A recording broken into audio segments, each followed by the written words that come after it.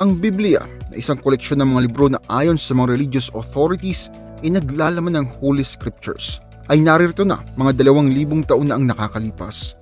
Ito ang banal na aklat ng nasa 2.3 bilyon ng mga Kristiyano at ang unang parte nito na tinatawag na The Old Testament, ang scriptural basis naman ng Judaism.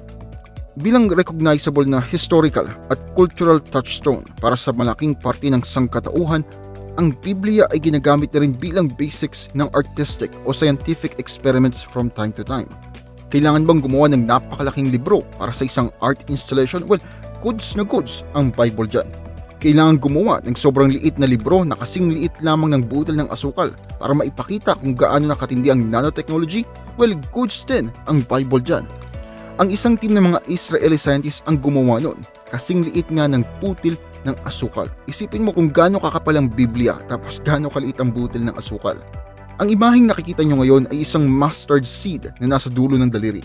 Ang Nano Bible na produce ng Russell Berry Nanotechnology Institute sa Technion sa Haifa, Israel ay mas maliit pa kesa sa butong yan.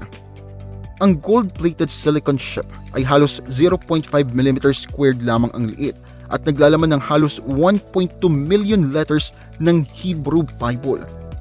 At tulad ng paraan kung papaano na i-record ang mga ancient documents sa pamamagitan ng pag-i-engrave sa mga bato, ang proseso sa pag-produce ng Nano Bible ay nangyari sa pag-focus ng ion beams sa chip at pagpapaalis ng gold nito. Ang buong proseso ay inabot lamang ng nasa 90 minutes. Kung interesado kang basahin ang aktual na dokumento, kakailanganin mo ng microscope na may magnifying powers na abot ng 10,000 times. Ang totoong value ng Nano Bible ay nasa gamit ito bilang metaphor para sa wide open world of possibilities na dala ng nanotech. Hindi naman porket ginawa dapat mong basahin yun, di ba? Kumbaga pinapakita lang ito kung gaano tayo kalakas ngayon pagdating sa teknolohiya.